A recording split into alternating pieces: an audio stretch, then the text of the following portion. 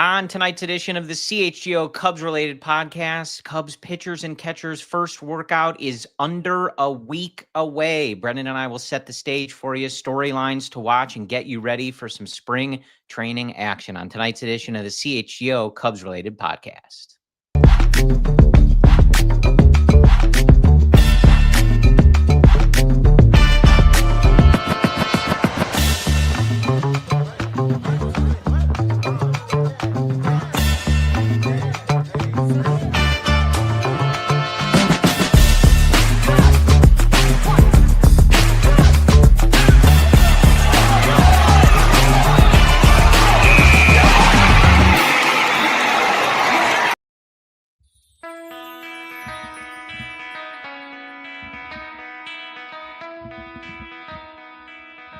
This is the CHGO Cubs related podcast. Hello, everyone. My name is Corey. I am joined, as always, by Brendan. We're coming to you on Thursday. It is February 5th, a few days from the Super Bowl. And as I said in the cold open, Brendan, we have an official workout in less than a week. We're back. We're seeing pictures left and right. Nico's out there fielding ground balls. We're going to have probably Dansby Swanson next week. Pete Crow Armstrong's already out there and the entire pitching crew. I don't know, maybe a few more days. They'll all be in Mesa, Corey. Best time of the year. Very exciting. I know. Yeah, it's always good seeing a lot of the great content folks out there getting some BP shots. I'm seeing PCA taking ground balls at short. That's right. I know the pitchers are there. It's exciting. It's exciting to be so close to baseball. And on this tonight's is my favorite time of year, though. It really is. You talk about like hope, hope springs eternal is the famous saying, right? But in reality, like this is where you want to see how guys look different. You're looking for different pitch types. 3 years ago, we're talking about Jameson Taillon developing a new sweeper. You've seen his development. All the storylines, the foundational storylines, they start this week and we see how they evolve over the course of the year. I love this time. Yeah, you're more of a spring training guy. You have an Arizona background than me. You know how I feel about exhibition baseball. I mean, this picture literally is Arizona right here. You can't see it in my frame. The viewers cannot see that, but that's very professional. It's Arizona, no, I swear. On tonight's episode, so last week, we're still kind of combing through the rumors, and they're still out there. Matt Shaw rumors, Zach Gallen rumors, etc. Now Framber Valdez is off the market. He heads to Detroit, which is a crazy contract. A big contract on the day before they lose the arbitration hearing to Skubal, which good for him. Like deserves the money. When it's not the Cubs. I mean, I'll always root for the players, but especially when it's not the Cubs. Like, yeah, go ahead. Yeah. So another one off the market. The offseason may not be done. We talked last week about how, Jed, Craig Counsell, maybe suggesting in their language that there was more to come. Bruce Levine continues to, be pretty on top of the Zach Gallen stuff, whether it happens or not. But I do feel like we talked about the rumors a lot. If they sign Zach Gallen tomorrow, you have gone pretty in depth on what that would do and what that would mean. So what I want to do in this episode is kind of act as though this is the roster. We're close. They're going to have a workout in less than a week. We've got several players headed to the World Baseball Classic. And so let's proceed as though this is the group, maybe some minor moves, and maybe there are some big moves still to come. Yeah. But I want to talk about as pitchers and catchers report. Now, if you look on social, there are more than just pitchers and catchers in Arizona already working out. We've seen plenty of footage of PCA. Matt Shaw's taking hacks. People are dissecting his toe tap and his swing. So perhaps the new Jason Hayward in that regard, where we're getting, new footage every spring. We got to see that profile side view for it to be the real Jason Hayward. Yeah. To where we're, putting on our magnifying glass and analyzing his hand position by the centimeter. Yeah.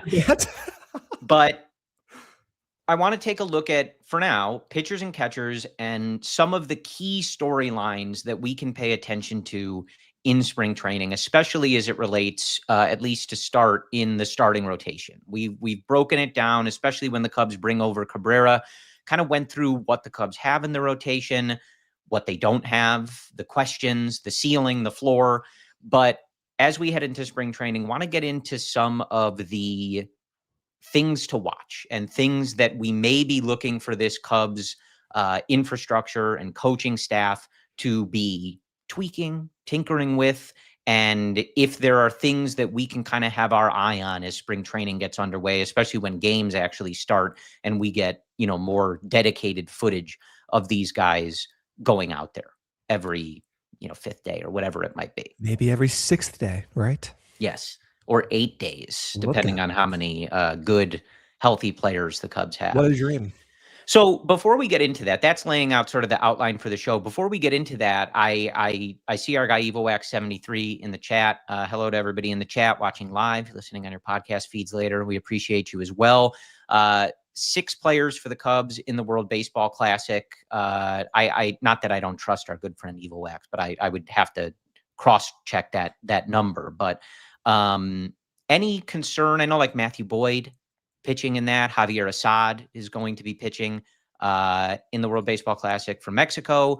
Any concern? Jameson Taillon for Canada. Any concern at all with some of these guys pitching in that, starting a little early? Daniel Palencia coming out of the bullpen, or is it sort of the same as spring training? Well, I mean, you're framing this as a concern question. No, not at all. I don't like the idea of guys using valuable bullets in this series. That being said, I like the World Baseball Classic. I like those memories that we get from it. I like that the players have motivation. They grow in friendships and they're called. I like all of that, right? I don't like the idea of just throwing 99 in the middle of March. I just don't like that. But I'll still be tuning in and I'll be rooting for him. Yeah, I don't necessarily think that I'm particularly concerned. I think, someone like not Daniel Palencia, Matthew Boyd, just given he's a little older, ran out of gas a little bit last year, like that might be one where I would understand the maybe preserve the bullets. But I mean, same with Taillon, right? Having a frequent injury history as of late. Yeah, but ultimately, I know these Valencia guys shoulder problem. Yeah. I mean, now I'm working myself up. Stop. A little bit. It was a rhetorical question, but I very much respect that these guys want to pitch for their country. We've seen it be a very prideful tournament. I had the opportunity to go in 2017. Yeah, with me. Yes, at Dodger Stadium. Sometimes you forget that. And it an electric environment. I know some people, whether they're watching on TV, sometimes they're not a fan of stuff like this or the Olympics, whatever it may be. But it was a really awesome environment, and I think very easy to get caught up in the pride and seeing how much the players care representing their country. I always tell the story that you can certainly experience this in other countries, but not usually in the United States. But everybody had brought instruments into the stadium. The Puerto Rican team with the percussion. Synced Sick. Up. Yeah, the Japanese fans had several synced up chants and songs they were singing. It was a really, really fun environment to experience. So I always look forward to it. And I think you just got to trust. There was a point in time where I think we turned to each other do we want Puerto Rico to win? It was so fun to be with those fans. Peak Javi mania. It was hard not to, it was hard not to root for Puerto Rico there. I know. Yeah, a lot of fun. I look forward to it. And I think you just got to trust. These guys know their bodies. They know the challenges they might face in a long season, and trust that they adhere to that. And I don't think there's any concern that Matthew Boyd is going to, start a game and be asked to throw 145 pitches or anything like that. Right. So I think it should be all right. And I look forward to it. But you Pete Crow Armstrong, Alex Bregman playing together on Team USA. You got Aaron Judge connection with everything. So it's going to be fun. This is the first World Baseball Classic where the US is kind of fielding their best players. I mean, Paul Skeens is pitching for Team USA. Typically, you don't get those aces and you get those MVP caliber type players all together on the same team. So it will be fun to watch just from that perspective. Yeah. And we were talking about the story I'm seeing making the rounds that Javi can't. Justice for Javi. That's the only. I mean, what year are we in? What is going on? Yeah. Can't play because I guess he was smoking marijuana. So we'll Look out. say justice for Javi here. That's a shame, especially for someone who's provided some of the, I think, most memorable moments in the World Baseball Classic. The no-look tag, all that stuff, just sick moments in the World Baseball Classic. So that's a bummer. Anyway, back to the Cubs. So let's talk about what to watch for in spring training. And of course, you know, the usual caveat, like guys are warming up, they're working on a lot of stuff, and you got to be careful to, you know, watch a few innings of a spring training game and draw too many conclusions from it without hearing from the players, hearing from the coaches. What are they working on? What are they trying to execute? But I think it's a good time. There were so many questions, I think, coming in with some of the guys in this rotation, Brendan, that it's always a good time to sort of monitor these things. We were talking last week, you know, what if they sign Zach Gallen? Even if they don't, and everybody ends up healthy and everybody ends up pitching well, what are the things that would kind of need to fall into place to determine that? And how would we get to that place even where everybody has kind of addressed their concerns, some of the drawbacks, and they're ready to go? So let's start, I think, with perhaps the most exciting person in this Cubs rotation. Let's start with Cade Horton. So Cade Horton coming into this year, this will be the first year at the MLB level that he is hoping to be in this rotation and make those starts again, whether it's every fifth day or whatever they decide to do, the entire season. Yeah. Of course, coming off an electric and in parts historic second half of his first campaign last year. Of course, the rib injury, keeps him out of the playoffs. I see our good friend Greg Huss in the chat. He says, Corey, I think you need more Pearl Jam posters behind you. There are more. You just can't see them. That's right. Trust me, Greg, he's got a lot more. Most of them are at Wrigley Field, though, which keeps the Cubs-related theme. So I think, Brendan, let me ask you first, before we dive into some of the stuff you're watching in spring training, when you have a pitcher like Cade, who is so electric in his first go at the MLB level, obviously there is so much hype when he's called up, big-time prospect, big-time draft guy, and he makes his debut and consistently gets better to the point of being so dominant as the season was rolling along. How do you approach coming into this season and the expectations for him and kind of, managing them with the fact that this is not a guy we have seen throw 180 innings or make 25 plus starts at the MLB level? How do you kind of like level set what your expectations are for such an explosive beginning to his career, but now trying to translate that into a full year number two? Well, I'm not dampening them. He had 147 innings across AAA and the big league level last year. My expectations are a top 3, top 2 rotation pitcher. How can they not be? 2.67 ERA last year in 118 big league innings. He showcased not just 4 pitch types, sinker, fastball, sweeper, changeup, can maybe dabble with a curve every now and then. So the ability for him to adapt is already obvious in our eyes. I question, can Cade Horton get, lefties out? Well, he developed a changeup that became one of his most used pitch against lefties. I questioned, can he go and be effective with maybe big swing and miss stuff? Well, in the second half, he essentially went through 5, 6, sometimes in the 7th inning, under 100 pitches. Every task that he was asked to accomplish, he not just accomplished, but excelled at. So my expectation is, top 2 pitcher in the rotation. If he's healthy, the rib injuries seem to be a fluke. If he's healthy, 175 innings, why not? Like, what's holding him back? He was already on pace to maybe go and get stretched out over 160, close to 170 last year, had he not been injured. Yeah, I mean, I share that with you. So when we come back from our first break here, I want to dive into some of the things that he can, we can watch in this spring training to see how he's developing, and going into next year, things to watch for him to take that next level. I know, of course, like looking at his first stint in Major League Baseball, it's, you might be like, well, how much of a next level is there? He was great, but I think there can be, and especially being consistent across the whole year, we'll talk about some stuff that we can look for and maybe Cade can develop and grow into in his sophomore season. But we'll do that after our first ad break here. All right. Xfinity. What if your Wi-Fi just worked all the time? And what if the price stayed the same for 5 full years? That's the Xfinity 5-year price guarantee. This is Wi-Fi that actually thinks. It finds problems and fixes them before you even notice. Like it's got a sixth sense. You can stream the game, take video calls, run smart devices, all while everyone else is in the house online. And it does not even blink. Everything working together, every device, every room for 5 whole years. Here's the best part. No annual contracts, no hidden fees, and Xfinity's best equipment is included.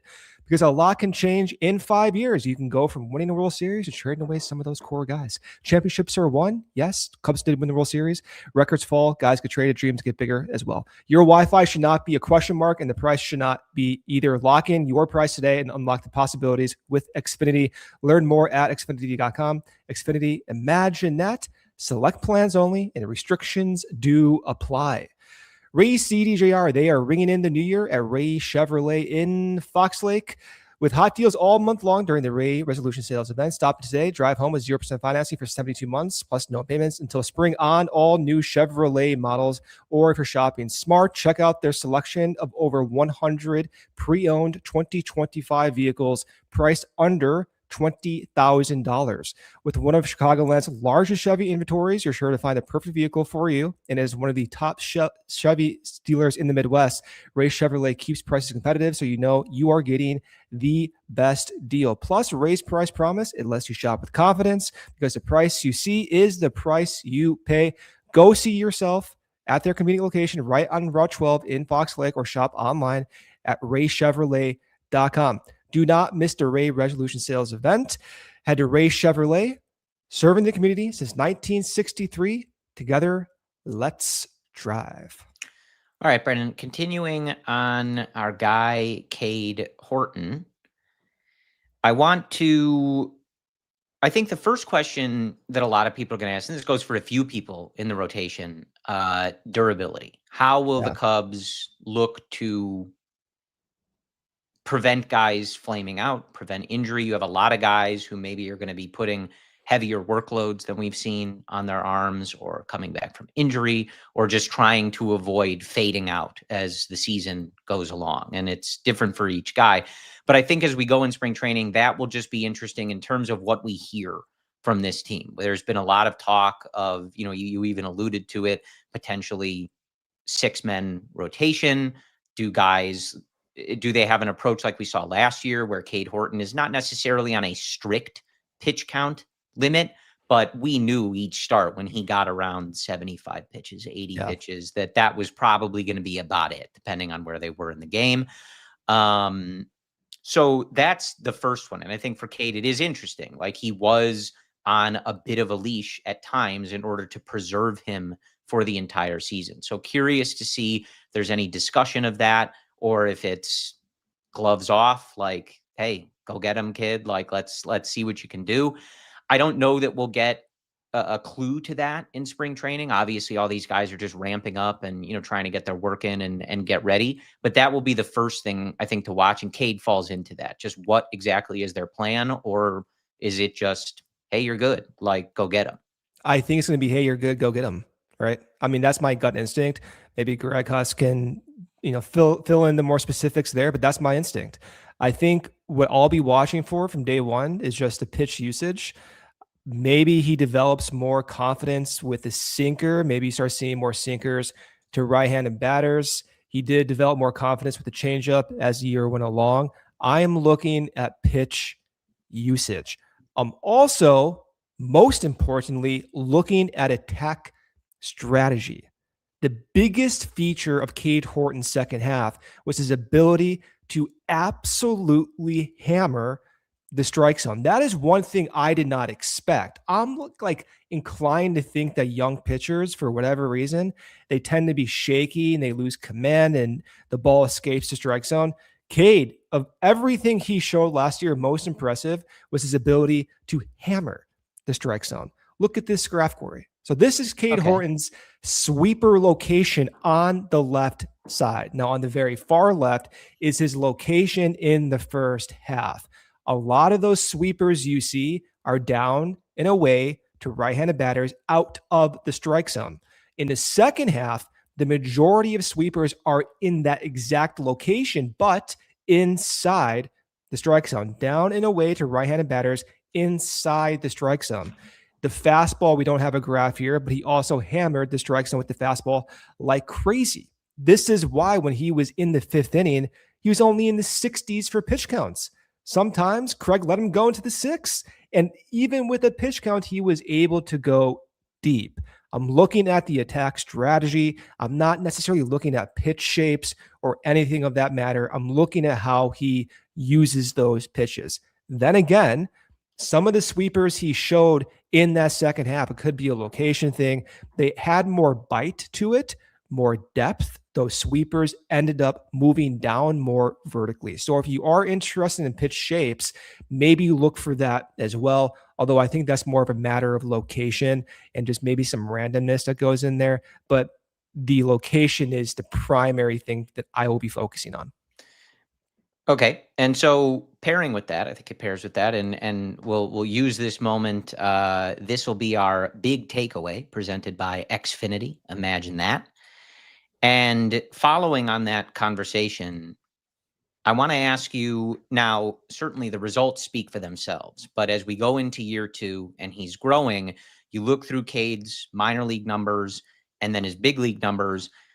The one thing maybe that stands out that you might see to improve, and actually Chef Kevin Penner in our YouTube chat beat me to the punch, the K rate, right? Yeah. How now, and I want to ask this in the right way, how can he raise that K rate even to get more toward his levels in the minors? But pairing with what you said, especially in terms of his attacking the strike zone, how important is it for him to raise that K rate? Of course, strikeouts are important, but he was obviously quite effective not striking out as many guys. And I'm wondering how you sort of square that with that ability to, hey, I'm going to go attack. I'm going to challenge these hitters. I'm not going to put guys on for free. And maybe that comes at the cost of a higher K rate. So in year 2, how do you think they go about that? And what might he do to strike more guys out, get more swing and miss? It's not a matter of an inability to get whiffs. So his whiff rate is slightly better than league average. His strikeout rate is below league average. That suggests there's an intention to shorten at-bats by inducing weak contact. To your question, is that a big deal? Do we want to see the strikeouts improve? In a perfect world, you want to limit the randomness and miss bats. Then again, the question is, if you're in the 5th inning, do you want Cade pitching, or in the 6th inning, Cade pitching, trying to induce weak contact, or do you want your 7th or 8th option from the bullpen in that spot? I want Cade Horton in the 6th inning trying to induce weak contact, not maybe the 7th or 8th bullpen option. So I'm willing to accept fewer strikeouts for Cade to go deeper into games. Also, I'm not concerned that he's not getting the strikeouts because it appears to be intentional. Be very different if his contact rate, or rather whiff rate, was also below average, but that's not the case. Yeah, 100%. Yes, that's a great answer, and why I asked the question that way.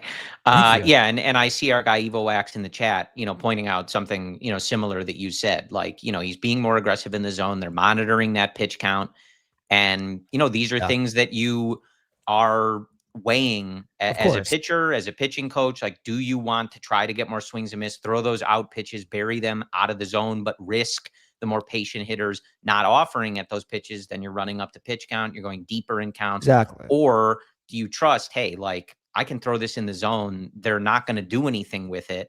And now, especially, I mean, I guess it was true with Matt Shaw too, but hey, I got 8 Gold Glovers behind me. Legit. Like, go ahead and try to put the bat on the ball. You're not going to do anything with it. And these guys are going to catch it. That is one thing to watch. And again, hard to say if we see that in spring training. You never know what these guys are working on. Right. You can have guys go out there and say, hey, I need to get a feel for my changeup. I'm throwing all changeups here. And it wouldn't necessarily suggest hey, he's going to throw all changeups when the season starts. Right. But it is something to watch. Like, you can sell out to try to get more contact. You can sell out to try to get more strikeouts. It's a balance, and it's going to be interesting to see if there's any approach change at all in an effort to see him get more strikeouts, if he's allowed to go deeper into games, and exactly how they go about that. But I think fair to say, as we kind of like wrap up on Cade, like, obviously an amazing first start to his career last year. And I very much look forward to what he brings in this sophomore year, and especially on the strikeout question. That was the big takeaway presented by Xfinity. Imagine that. And with the Cubs' current strategy, one of the bells that was ringing in my brain was count leverage. Lance Brozdowski talked about this. I don't know the exact stat, but the Cubs were among the most prominent in count leverage, meaning they were able to have at-bats in their favor more often than other teams, which means you're throwing strikes with intention. So to Chef Kevin Penner's point, it's an endless process of adjusting. Maybe we do see more strikeouts, and they can optimize some of the balance between strikeouts and count leverage. Sure. Yeah. And like, how much you're thinking about that stuff, when you're in a pitcher on the mound in the middle of the start or anything like that, like, it's hard to say. But, and of course, this is like 15 years ago at this point. So what it's worth, I don't know. But I do remember when I was in the Dominican Republic with the Texas Rangers Dominican Summer League team, one of the things that we would chart for the hitters and the pitchers was what happened in 1-1 counts, right? How often they pushed it to 2-1 if they were a hitter, how often they pushed it to 1-2 if they were a pitcher. Because, we can pull up the numbers on the difference, but even, as a casual fan, I think you can appreciate huge difference. And if you're sitting as a hitter in a 2-1 count or a 1-2 count, and these are all, that's kind of getting to the point that you're alluding to there. It's a huge difference. And one of those small little battles that goes on in the middle of the game that sometimes in certain at-bats or plate appearances might seem insignificant, but as they pile up over the course of a start or multiple starts, etc., if you're constantly losing those battles, those 1-1 battles, or, other types of counts like that, puts you in a bad spot more often than you'd like to be. It's those macro approaches. I think that's how Craig Counsell approaches the game himself. We hear about it all the time, having a puzzle and trying to fit the pieces to the puzzle. But that's a macro approach. If you have the Cubs need to fill 892 innings from their starting rotation. That's the big view right there. 892.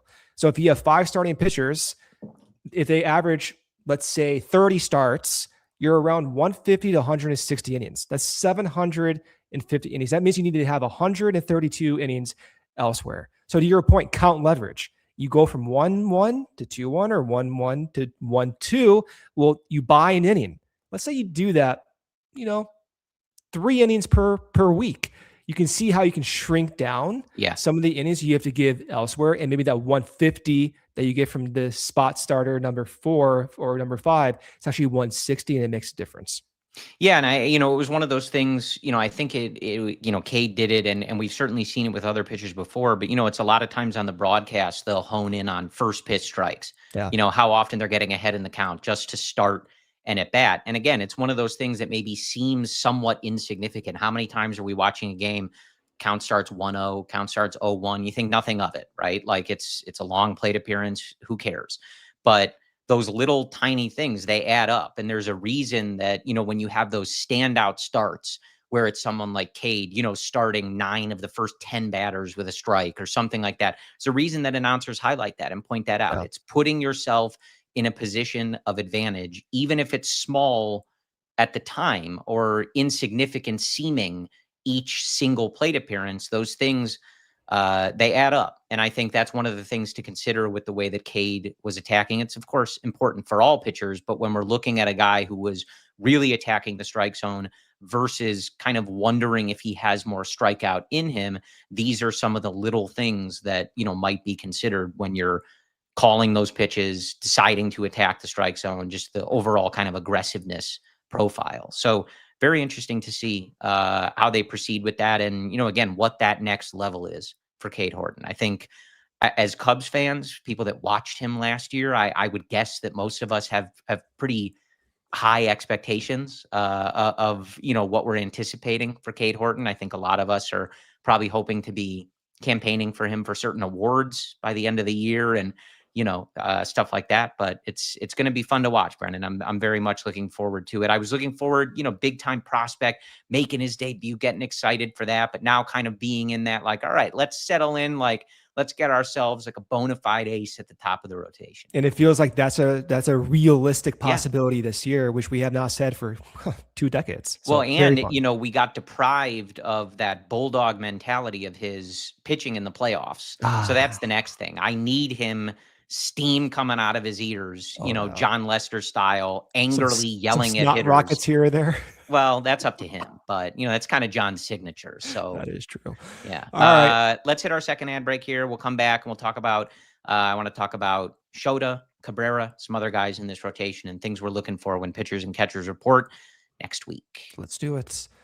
Okay, winter is here, but don't worry, spring's coming up. But for the time being, is your home heating up for the challenge? Because now's the time to schedule Four Seasons Furnace Tune-Up. Thinking about a whole home generator? We've got you covered. At Four Seasons, we guarantee same-day installation for all your heating, cooling, plumbing, electrical, and generator needs with no extra charge for nights, weekends, or holidays. You can save up to $4,000 on furnaces and comfort systems with Four Seasons heating, air conditioning, plumbing, and electric. Furnaces, they start at $39 a month, and furnace AC combo for $57 a month. Call today, save $50 from your trusted local experts. Four Seasons heating, air conditioning, plumbing, and electric has been serving Chicagoland for over 50 years. We are sponsored by Four Seasons, your trusted local experts for heating, air conditioning, plumbing, electric, and generators. Visit fourseasonsheatingcooling.com for all their special offers and money-saving coupons. Again, that's fourseasonsheatingcooling.com. Okay, can you believe we're already a month into 2026? Spring's around the corner. Pitchers and catchers are reporting. That's usually the point where routines start to slip a little bit. And honestly, that's exactly where Huel has saved me. My days get chaotic fast. Mornings are a rush. I get caught up watching Cubs highlight videos. Even in February, I skip my breakfast. All I'm doing is looking at the clock. I'm like, I got to go. That's where Huel Black Edition Ready to Drink comes in. I keep one on hand for mornings when I'm rushing out the door or right after a workout. It's a complete meal. You can literally grab and go. 35 grams of protein, 27 essential vitamins and minerals, no artificial sweeteners, gluten-free, and under $5. It actually keeps me full for hours.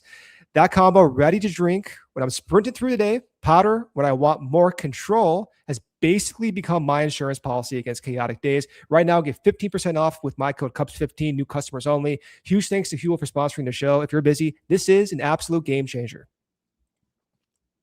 All right, Brendan. And before we hop back in, do want to remind y'all of the CHGO Spring Training Road Trip, March 5th to 8th.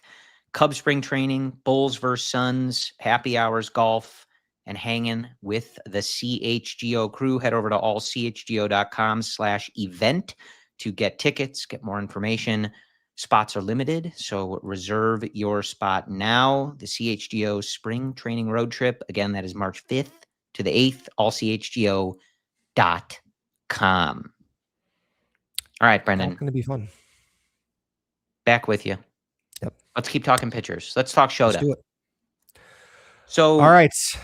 The big thing, right? So much made over the qualifying offer, him accepting the decision, all of this stuff. Is that how the Cubs should have spent this money? Blah, blah, blah. All this stuff. Regardless, Shota's here. He's in the rotation. He's back. He's ready to go. I think the big questions for Shota, and in so much as we can see how these things look, I think the first thing for spring training, mechanics, right? Guy coming back from injury. He was clearly off when he came back. Got to the playoffs and, was basically not usable. And, we were debating whether he should even be pitching, et cetera, et cetera. So one thing we can watch for how he looks mechanically. I know it's, you're more biomechanically inclined than maybe most people watching, however many games are broadcast on marquee. But that, I think, is the first thing. The second thing, Brendan, is one of the bigger concerns for Shota over his time has been fly balls and the home run rate. So as we're watching in spring training, he's on the older side, right? But what might you look for? And if the Cubs try to curb that issue at all coming into this year, especially coming off the injury last year, how might they go about that? And what can we kind of look for in spring training? Maybe that would just tip you off and all of us like, hey, this looks like the Shota we came to know, not the one that we saw kind of after that injury. Yeah, we were getting some insight into Shota's season actually through a friend Cubby Mike on Twitter or X, who lives in Japan, and he can translate some of Shota's. That is a great service, I will tell you. I enjoy reading those a lot. Yeah, really good from Cubby Mike. So he just summarized Shota's recent pod, and the long story short was that Shota gained weight intentionally because the previous year he lost weight, and my interpretation was that may have influenced some of the hamstring injuries that he had. And it just caused his season to be in a little bit of a constant flux, trying to correct one thing and getting back to his point of prime mechanics. Didn't happen for him. What I'm looking for once he opens up in spring is what he's saying.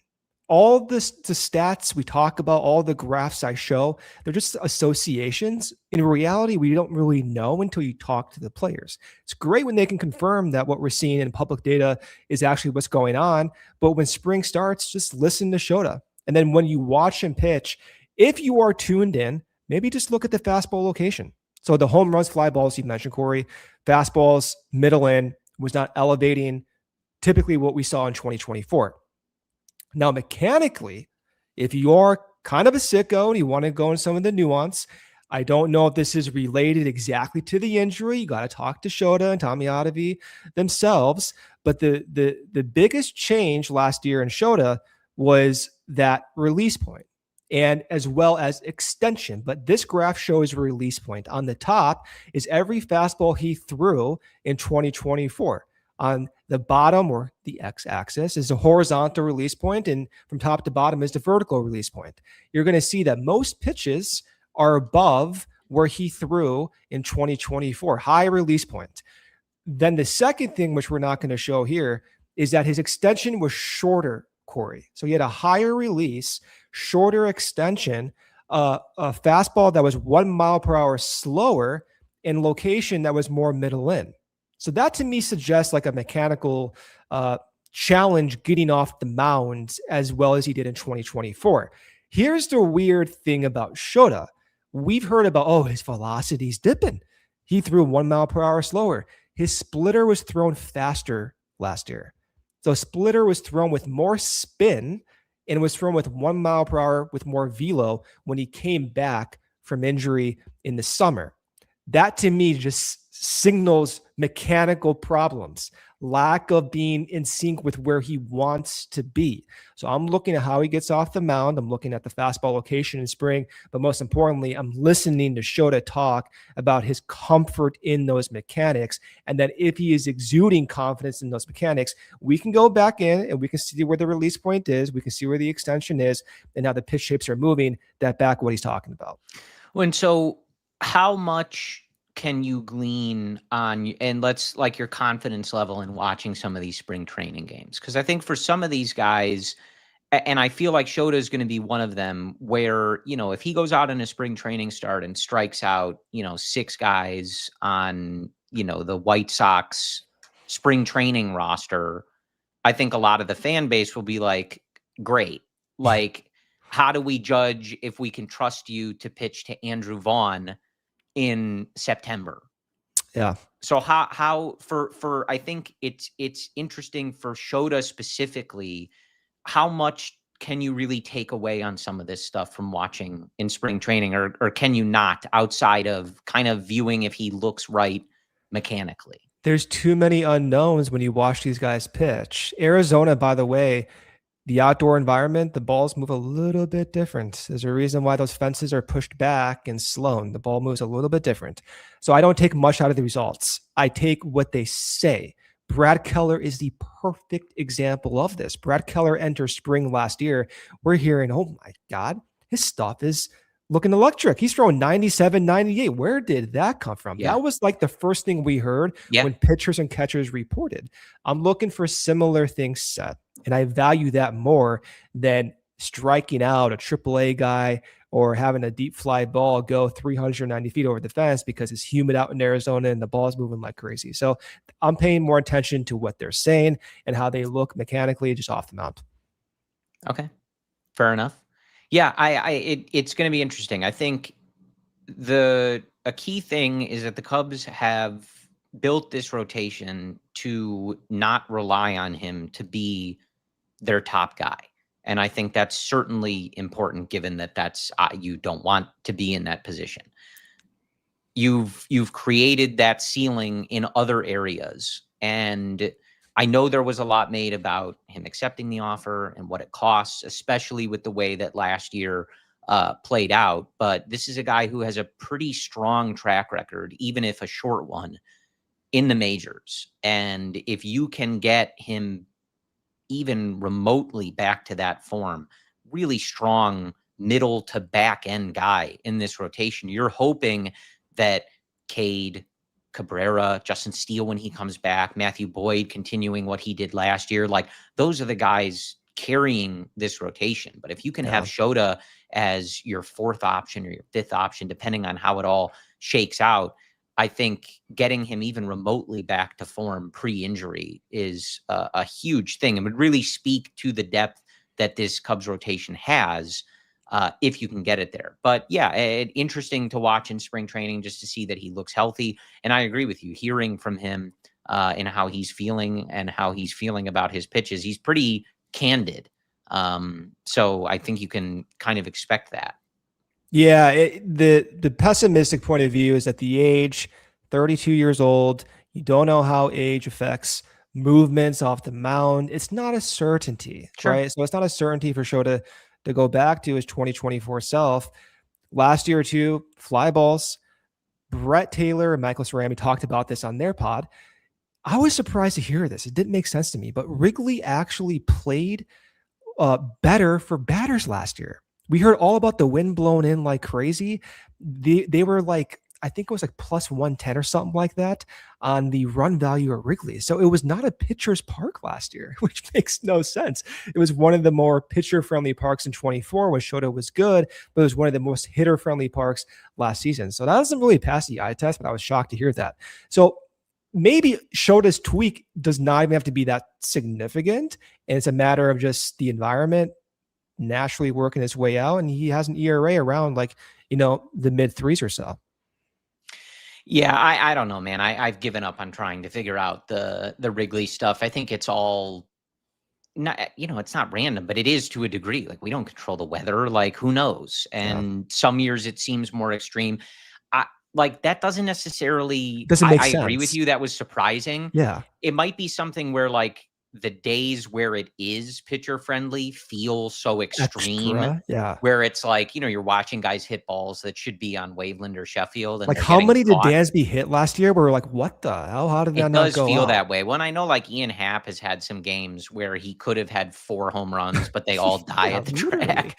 So I don't know. Yeah, it is interesting to think, but part of it, reminded me, we're mostly talking pitchers here, but a lot of it reminded me when the Cubs signed Bregman and there was such a rush. A lot of it I saw from the fantasy baseball community, for whatever reason that is, to just sort of like look at Wrigley Field as this like now wind's always blowing in, pitcher thing, and he pulls the ball, so this isn't a good idea. And I was like, this is really simplistic in your view of this. Doesn't give Bregman like any credit for being able to adjust as a hitter, and it was very strange. And I just think mostly to the left center cap. I found it all very strange. Like, maybe it's not the best ballpark for him, but some of the language was just like, oh, this is not going to work. Like, I don't buy that at all. It just goes to show there's a weird discussion. I think a lot of people don't really know how to like properly deal with the way Wrigley Field has kind of evolved in terms of the way the wind blows, the way the weather plays, and just how it plays as a ballpark. And I guess that's going to continue as long as the Chicago weather continues to be as unpredictable, I guess, as it's been. But we'll continue to watch the flags before the game starts and just see what we're dealing with. But we'll have more. I want to talk about our new friend Cabrera and anything else in the rotation as we get ready for Cubs pitchers and catchers reporting next week. Okay, game day. Let me tell you about when Game Day Men's Health stopped by the office, because honestly, it lined up perfectly with my worst nightmares, insecurities. As a guy, you start noticing it. Lower energy throughout the day, less motivation, the scales creeping up, hair thinning, gray hair, muscles getting tighter. You don't always connect the dots, but a lot of that can come down to low testosterone. It's way more common as you get older than people realize. Game Day Men's Health focuses on personalized care, whether your goal is peak performance or just being a better father, husband, and man. Their process is super easy. You're in, you're out in about an hour. They're family and locally owned clinics, and their success rate is extremely high. They offer testosterone therapy, vitamin supplementation, weight loss support, and hair loss treatments, and it doesn't matter if you're 27 or well beyond that. If you're feeling off and wondering why, this could be the answer. Game Day Men's Health is here to support your journey. You can start feeling like yourself again. We're ringing in the new year with Dry January, and if you're looking to be a little less saucy this month, Hooters has your back. Check out the Black and Dry Rub, all the flavor, no mess. It pairs perfectly with a non-alcoholic option like Michelob Ultra Zero, and if you're in the mood for something refreshing, Hooters has also a great mocktail, the Red Bull Strawberry Smash, made with Red Bull and strawberry syrup. Sticking to your resolution does not mean giving up food, especially at Hooters. And don't forget, Hooters is still one of the best lunch spots in town. Weekdays just got better with some of your favorites for $9.99 or less, including boneless wings, original wings, the blackened chicken Caesar salad, the original burger, and more. That's Monday through Friday, 11 a.m. to 3 p.m. And if you're feeding a group, Hooters has you covered with party packs available for dine-in or to go. Cheer on your favorite teams. And at many locations, including Aurora, Countryside, Downers Grove, Joliet, Lansing, Melrose Park, Oaklawn, O'Hare, and more. Check them out at originalhooters.com. All right, folks, let's finish up with our new friend, Edward Cabrera, and what we're watching for in spring training. Of course, we know, has had some durability issues, and that's something to look for, similar to a lot of these guys. We'll see what the Cubs continue to say, how they intend to approach these things. Once Craig Counsell starts laying out his rotation for the regular season, who's starting when and what those plans are, we'll see. And of course, maybe especially early, some of those cold games at Wrigley Field, maybe you don't push guys so deep. That's one of the benefits of having such depth, Brendan, is that you can kind of let guys naturally ramp up as the season goes along, and you don't really have to force the issue, or you hope you shouldn't have to. I mean, you never know. But one of the things to look for with Cabrera, of course, when you get a young player like that with such high ceiling potential, the mind races with what the Cubs might have in mind and what they see in him and what they might unlock, etc. But I think the first thing that jumps out is the walk rate. And is there anything to watch for? And is there anything the Cubs might do to lower that walk rate and help with some of those control problems? And it, sort of pairs a little bit to the conversation that we had about Cade Horton and attacking the strike zone. Right. You're constantly walking guys, going deep in counts and things like that.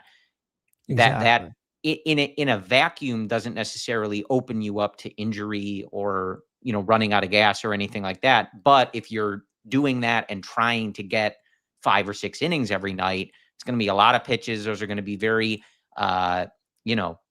heavy innings. You're throwing 20, 30 pitches all the time, and in certain innings, every other start, that can weigh on you.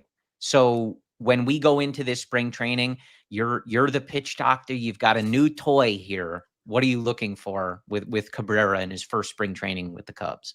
You nailed it. The walk rate. Thanks. So 4.7 walk per nine in 24, 3.1 last year. Had that improvement. The improvement was in part driven by swapping his 4-seamer with a sinker. He threw more sinkers last year. that allowed him to stay in the zone more. The unfortunate aspect of that switch was that his fastball run value was among the worst in the league. So the fastball run value was in the bottom 5% of Major League Baseball. It's a delicate balance. He threw more sinkers, allowed him to limit his walks. He had his best ERA of his young career, but he got hit when he threw those fastballs. It's challenging to be successful in a sustainable fashion when you don't have a fastball. The primary point of intervention, I think, is the fastball. So what could that look like? Well, if we look at what his fastball currently is, you can see a lot of graphs, graph heavy show. I know, folks. We got 6 graphs here. I got Need 2 like more a after sound this. bite for that. I know. So if you look at this graph from Baseball Savant, it shows his pitch movement profiles for all 5 pitch types. On the top right, you're going to see red dots. You're going to see orange dots. You're going to see green dots. The green dots are his changeups. See how the green bleeds in with the orange, right? A lot of overlap right there. See how the red is more disparate? There's no overlap with the green. I'm wondering if you want to create more separation, that you use more of those fastball shapes that look like the red ones. The caveat is when he did that, when he threw more red four seams, straighter four seams in 24, he walked more guys. When he threw those orange sinkers last year, he walked fewer guys, but gave it more runs with the fastball. Is there a middle ground is what I'm getting to. Can we have more separation between that disgusting 95 mile per hour changeup with a fastball that has a little bit more carry, that can be within the strike zone and have more separation? If that's the case, you can imagine this. If the four seam fastball or sinker run value is even slightly below league average. I'm not talking league average. I'm saying slightly below league average. And the changeup stays the same. The curve stays the same. That ERA we're talking about, which was what, 3.6 last year, 3.5 rather, the ERA can easily inch towards 3 flat to sub 3. And it's not crazy to think about.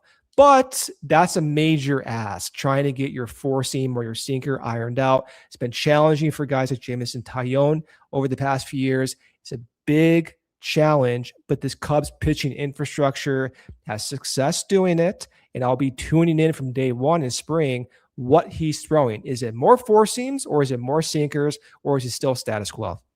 How do you think they approach, obviously you have him under control for a few years, and you kind of know, okay, we feel like there's this extreme potential here. There's this very high ceiling that we want to try to unlock. How do you think they go about in terms of like maybe the aggressiveness? Like, yeah, there might be a lot when you get a guy like this in your system that you want to tinker with. How do you think they kind of balance, like, okay, one step at a time, like maybe he doesn't reach the final form we think we can get him to in May of 2026. We've got some time there. How do you kind of like as a pitching group pick and maybe not pick and choose, but like decide, okay, here's the first thing we're going to attack and maybe tinker with. We'll see how that goes. But maybe it's part of a bigger plan that you need to like slowly kind of get him in your system and figuring out. I think it's the individual thing. I've been fortunate. So when I go to Arizona, I go to a baseball facility called Pitching Coach U. A lot of current big leaguers, former big leaguers, guys trying to make it. I've seen like 100 bullpens with pitching coaches. So I can see those interactions between the player and the pitching coach. And what I've learned from those experiences is that each player approaches their game very differently. Some guys, they absolutely are dialed in, maybe even more so than the pitching coach, and they know what they need to do. Other guys, not so much. And this relationship between the coach and the player determines what gets changed, if anything. So what I expect with the Cubs, Cabrera, Tommy Hotovy, and the entire pitching coach group is build that relationship first, build that trust, see what guys like to do, get that experience, and then you can slowly maybe tinker. Or if Cabrera is like, yeah, I know what I need to do, I'm comfortable in this, I'm ready to try things out, then be more aggressive. It's going to be determined by Cabrera and just that relationship that they can build right away from day one. Yeah, that makes sense. All right, last few minutes here. I think those were like kind of the big things to watch for, but few minutes left. Like, what else, pitchers and catchers, are you watching? I think, one thing we expect him to be, but, seeing Miguel Amaya be healthy, coming back and being, more part of that tandem with Carson Kelly going into next year, certainly something to watch for. I'm excited for that. And I'm, sure for the parts that, Miguel was missing last year, I imagine that was not pleasant for him. I'm sure he wanted to be out there and be part of that. But how about the rest of the pitching staff? Anything you're watching for? Any particular guys you've got your eye on? And maybe I'm not asking you to tell me who the Brad Keller is this time, but you alluded to it earlier. Like, we did get those reports early that did, predict and sort of, were a bit of foreshadowing for Brad Keller taking the mound in a lot of the biggest moments, that this franchise has had in several years.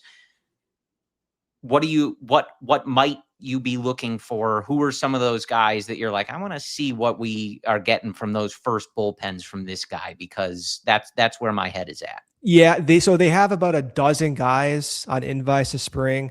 If you we only have 4 minutes, so so let's go through each one of those guys. Yeah. No, I think the two guys that stand out the most to me are probably Colin Snyder and then Trent Thornton. So 2 former Mariners. Colin Snyder had nearly a 2 ERA flat in 2024, low release, kind of a wide release, but he has a fastball that should tail, but it actually cuts. So it kind of goes against the grain. And because he had success 2 years ago, I'm just looking to see if he can be healthy. And he's worked at Shred Athletics with Tyler Zombro in the past. I think that is probably the best bet to start. And then second would be Trent Thornton, who tore his Achilles, but he had an ERA of 4.6 last year, an ERA the previous year around 3, and he has bulk inning experience at the big league level, almost 111 innings or 120 innings between the last 2 years. So those are the two guys I think, like, if you want to place a bet, I think you can bet on those guys getting a chance at the big league level. So I'll be tuning in on those two guys. And then very quickly, I don't have expectations per se, but the one guy, and I think I've said this in past shows, that I'm just really curious about is Ryan Rollison. The reason why is when you look at what he throws and how he throws pitches, we have a new tool that I refer to as like pitch siblings. He almost looks like a mirror image from all the StatCast Savant data of Justin Steele. Release point, fastball shape, everything. So I'm like curious what he looks like during spring and if he evolves in some fashion, because we all know how unique Justin Steele is with that cut, carry, four seam and that slider and the mechanics. And Rollison like has all that as well, but he hasn't had success. So I'm curious why that's the case and if we can learn at least anything from his first few weeks in camp. Cool. There you go. Guys to watch. Yeah, I'm always curious, especially the guys that come, and have experience at Tread Athletics, like coming into the system with Zombro. It does sort of raise a like, okay, well, right, he would know.